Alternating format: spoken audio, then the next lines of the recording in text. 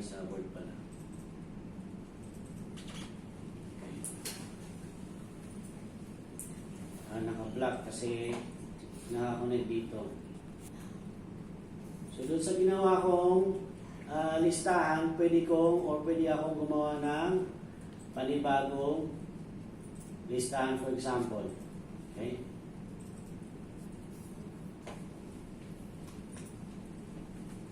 So pwede kong lagyan ngayon ng header para maitama ko yung ano. Tapos lalagyan ko ng Juan Santos.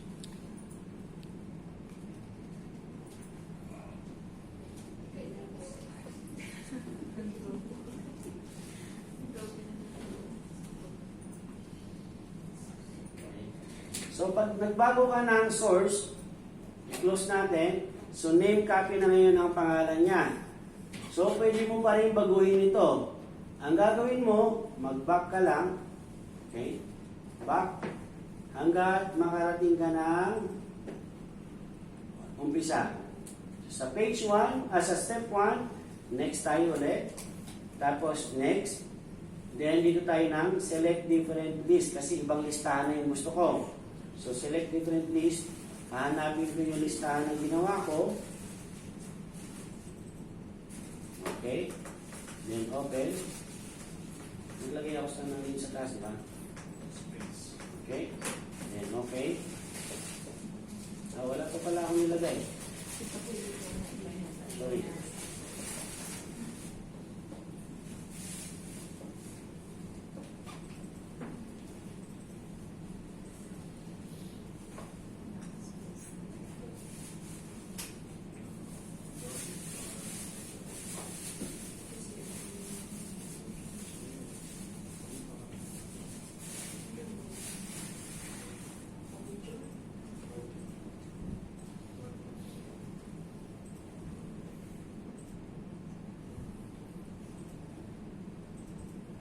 Lagyan ko ng header kasi para isama yung ano, hindi ko nalagyan pala to. Excited lang eh. Okay, so names. So pwede ka maglagay ng mga header mo, names, contact number. Pwede ka mag-link ng hindi lang isang field o isang column. Pwede mong damihan yung nakalink na listahan mo. So dito, so balik ako sa para start, para natin. So start in document, next. Select recipient, next. Select a different list. So, ibang listahan na yung siselect ko. Open. Then, okay lang na okay dito. Tapos, okay. Kasi, pansinin nyo, sinama niya si Juan. 5 na. Kasi meron na akong header sa taas. Then, i-okay natin. Okay? Tapos, pag write your more items muna tayo para sure ay nakalagay na doon. Kung nandito na siya, ibig sabihin hindi mo na kailangan. Then, preview your letter.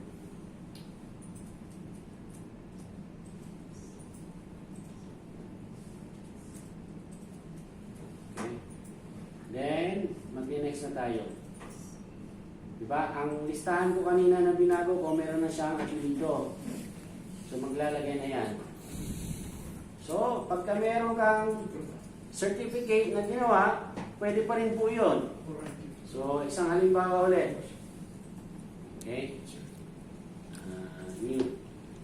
Pakita ko lang ha. Hi. New.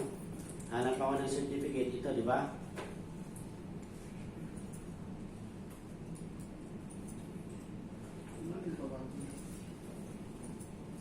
So, let's see itong certificate ko. So, yung certificate ko, tanggalin ko muna yung read line para hindi nakakalito.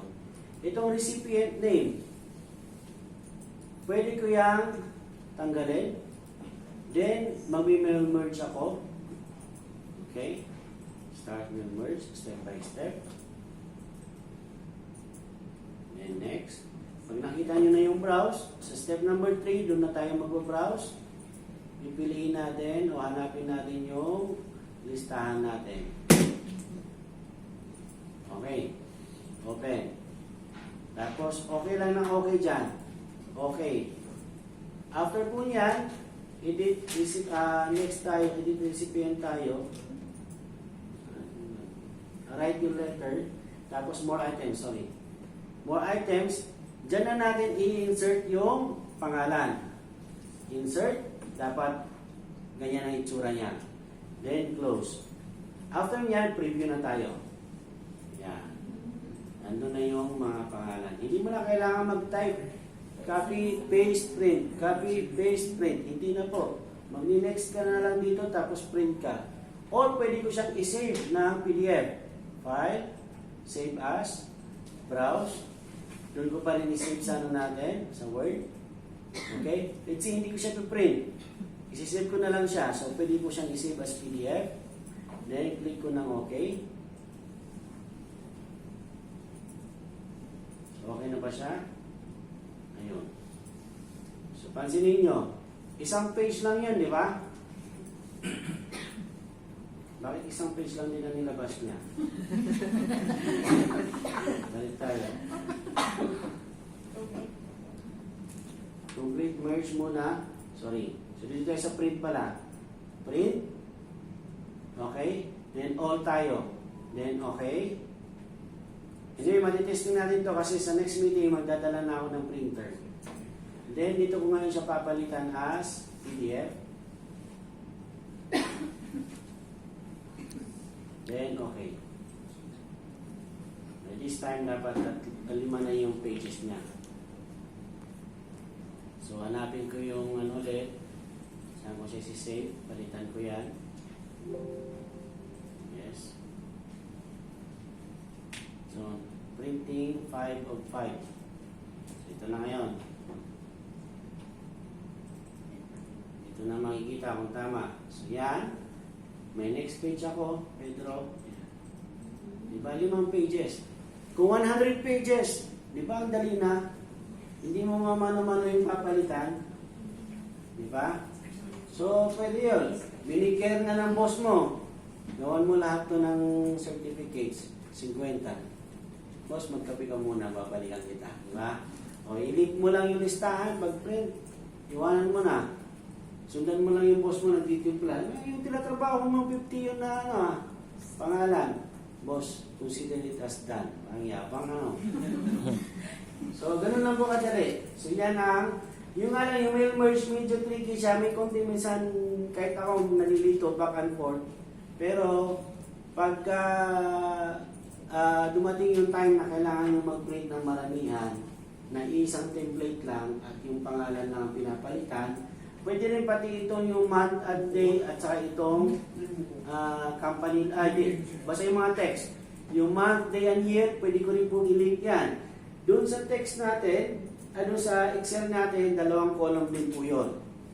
So doon sa pangalawang column, doon mo pwedeng palitan. Kahit itong program ang project name. So doon sa unang column na ginawa natin, ito,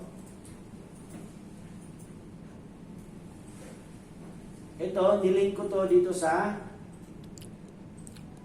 name. Itong sa baba, pwede akong gumawa ng panibagong column na ito naman ang ililink ko dito. So halimbawa, si Juan Santos, ang project name niya or program or yung training na natapos niya sa Microsoft Office.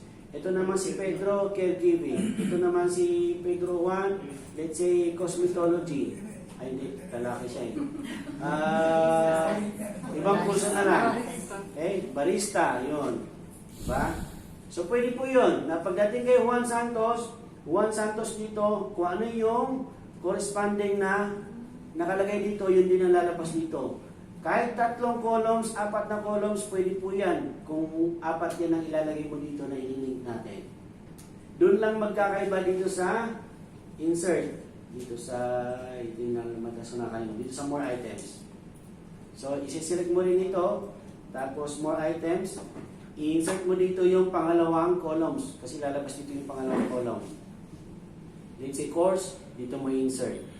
Next naman, date, yung pangatlong date naman, kung kailan siya natapos sa training, yun naman isi-select niya. So, by next meeting, yan ang gagawin natin. Kukuha ako ng printer, magdadala ako ng printer dito, para i-test natin. Kasi kailangan din marunong kayo mag-print. Kasi kung nagawa nyo naman, pag-print, tabingin naman, so hindi pa rin okay yung final output natin. Okay? So, questions. Madali lang ba ang Word?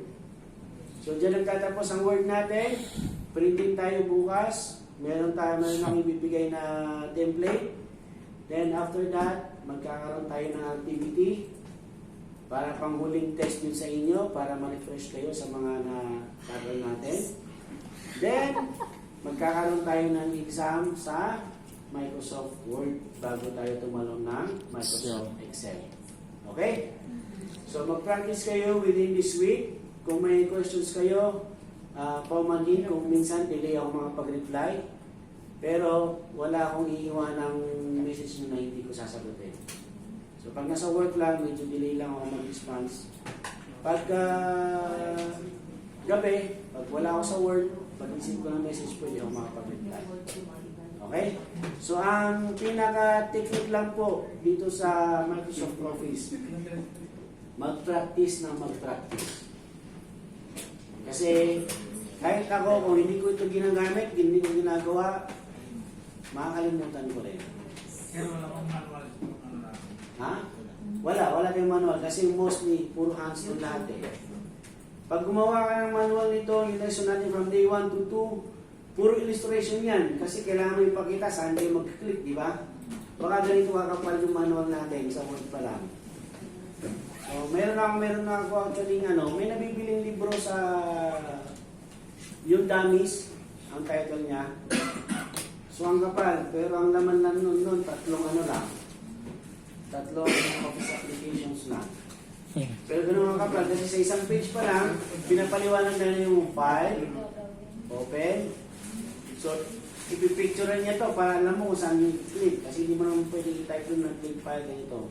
So, parang beginner talaga na meron siyang illustration, may screenshot siya palagi. So, yun yung reason kung bakit hindi tayo nag-manual. Pangalawa, pag nag-manual tayo, makahati yung attention ninyo. Nagbubuklat tayo, nanonood kayo, at saka ginagawa sa screen nyo. So baka pagka nagkita-kita tayo, ganito yung mga mata natin. Diba? So, good luck sa next